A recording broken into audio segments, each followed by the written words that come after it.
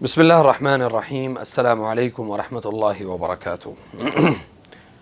अल्हम्दुलिल्लाह वस्सलातु वस्सलामु अला रसूलिल्लाहि व अला आलिहि व सहबिहि अजमईन, अम्मा बाद।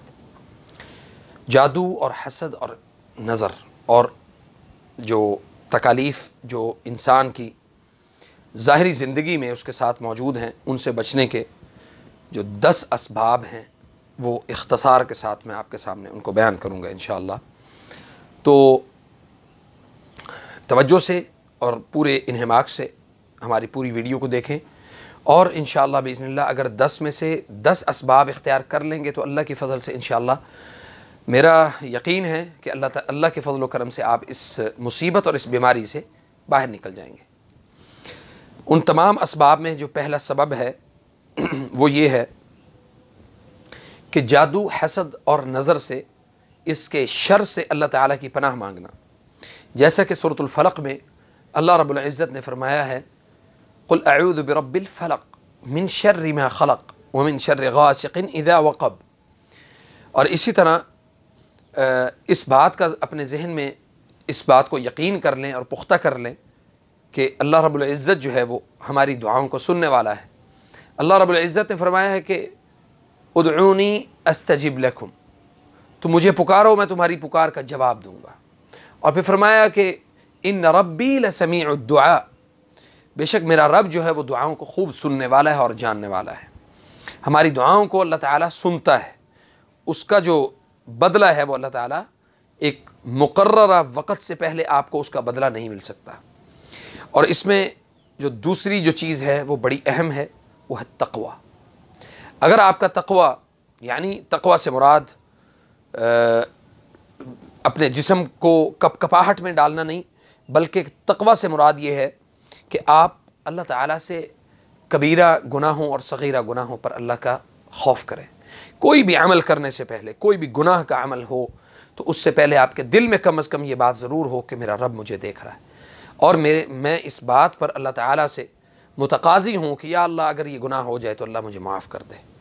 कुरान करीम में अल्लाह रब्बुल इज़्ज़त ने फरमाया है कि व इन तस्बिरू व तत्तक़ू ला यज़ुर्रुकुम कैदुहुम शैआ, अगर तुम सब्र करो और परहेज़गारी इख्तियार करो तो उनका मकर जो है वो तुम्हें नुकसान नहीं पहुँचाएगा।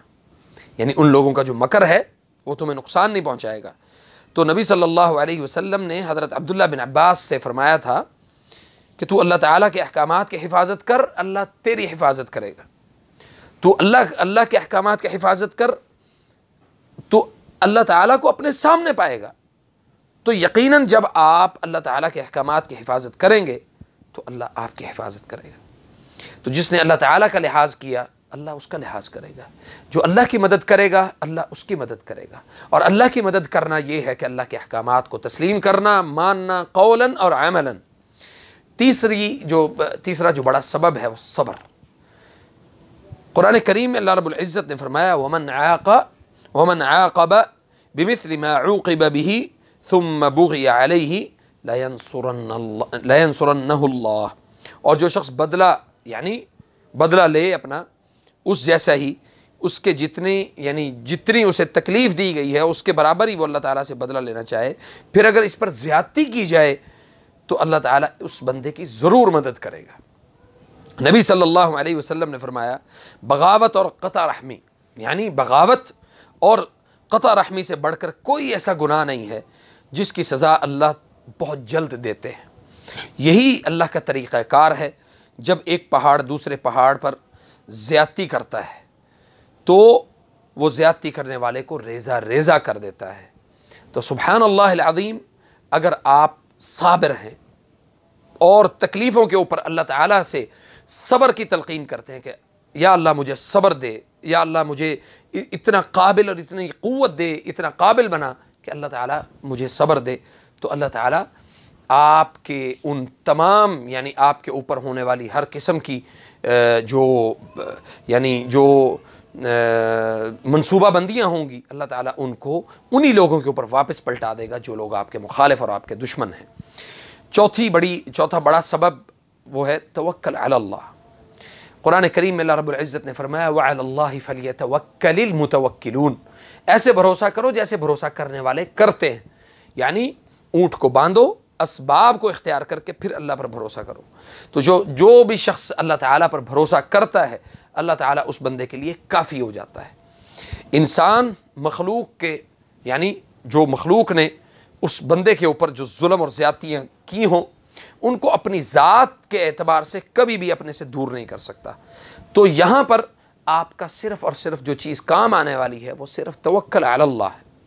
तो जिस शख्स का तवक्कुल मजबूत होगा, अल्लाह पर भरोसा मजबूत होगा, अल्लाह के फजल से अल्लाह ताला उसको तकलीफ़ों से निकाल लेगा। हाँ, जो फितरी तकलीफ़ें हैं, मसलन सर्दी है, गर्मी है, और इसी तरह प्यास का लगना है, भूख का लगना है, तो वो फितरी तकालीफ़ हैं, वो आना ही आना है, तो उन पर भी सब्र करना चाहिए।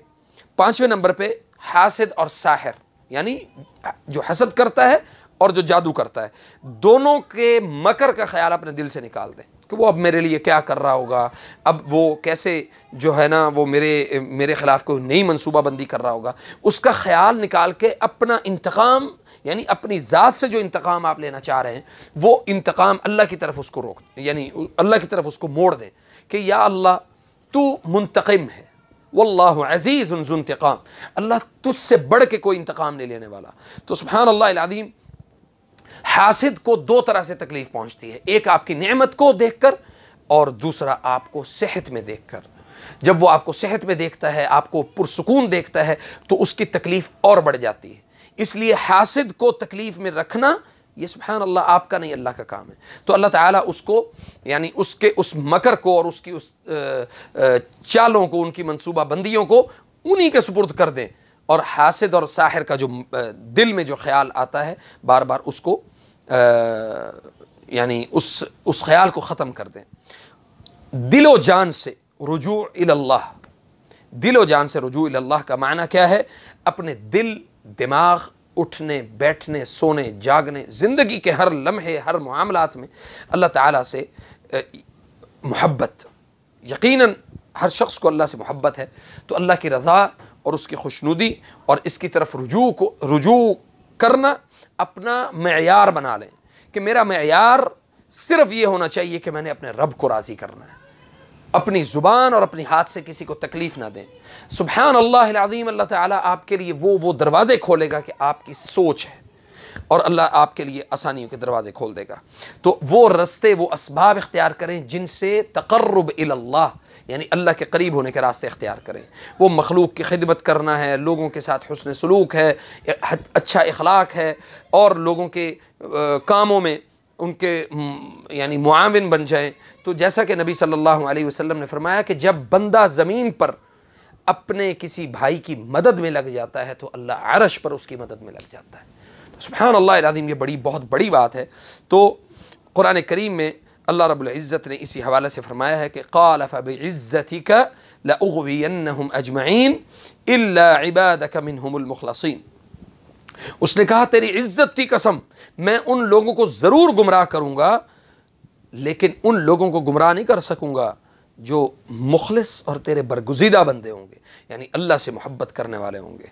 फिर फरमाया इन्न इबादी लैसा लका अलैहिम सुल्तान, बेशक मेरे बंदों पर यानी शैतान का कोई ज़ोर नहीं चलता।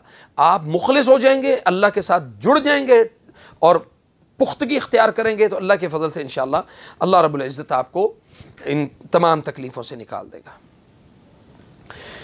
अल्लाहु अकबर।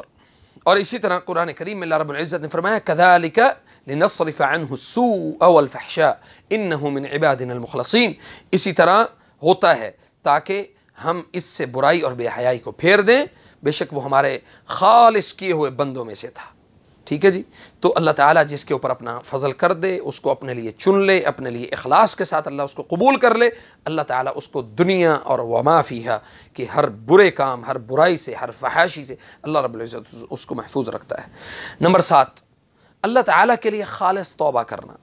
मा असाबकुम मिन मुसीबतिन फबिमा कसबत अयदीकुम, तुम्हारे अपने हाथ की कमाइयाँ हैं, जो तुम्हें मुसीबत जो भी पहुँचती है वो तुम्हारे अपने यानी अपने कामों की वजह से, अपने करतूतों की वजह से तुम्हें पहुँचती है।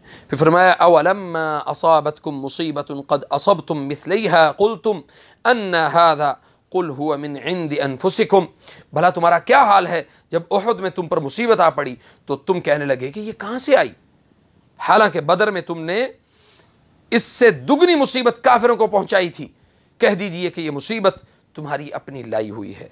यानी कुल हुवा मिन इंदि अनफुसिकुम, जो मुसीबत पहुंचती है वो तुम्हारे अपने कमाई से पहुंचती है।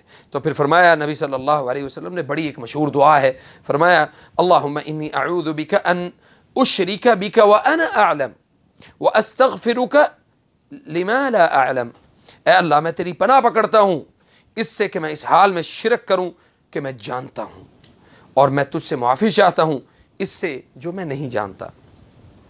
चुनाचे बंदे को हर वक़्त अपने रब के साथ उसका जो ताल्लुक़ है वो उसका मज़बूत होना चाहिए, खालिस तौबा करते हुए अल्लाह ताला के साथ अपने मामलात को पुख्तगी के साथ उसको कायम रखे।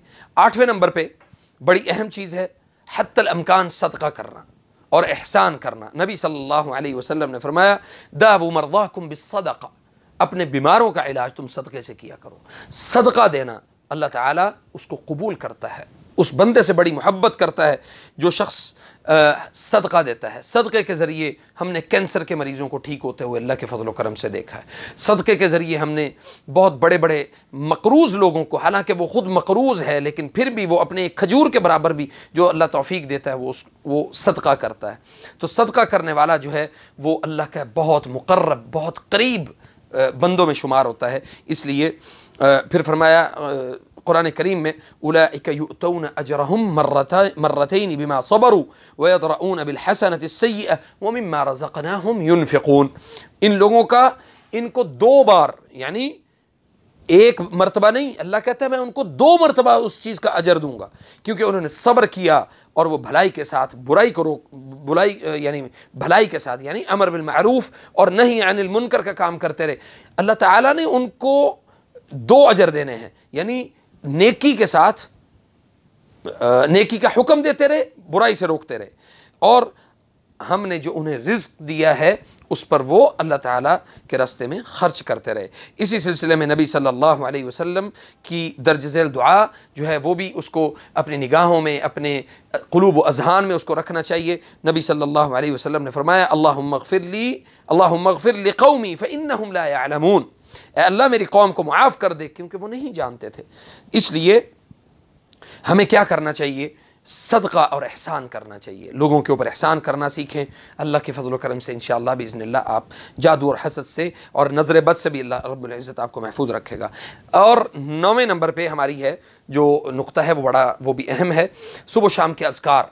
सुबह शाम के अज़कार में बहुत सारी ऐसी दुआएं हैं जो सुबह आप पढ़ते हैं शाम तक अल्लाह ताला फ़रिश्ते मुकर्रर कर देता है, जो आपके जिस्म, आपकी जान, आपके माल, आपके औलाद, ज़िंदगी के तमाम तर मामलात में अल्लाह ताला एक सर्कल बना देता है जिससे अल्लाह रब्बुल इज़्ज़त आपकी हिफाजत करता है। तो सुबह शाम के अज़कार को अपनी ज़िंदगी का मामूल बनाएं।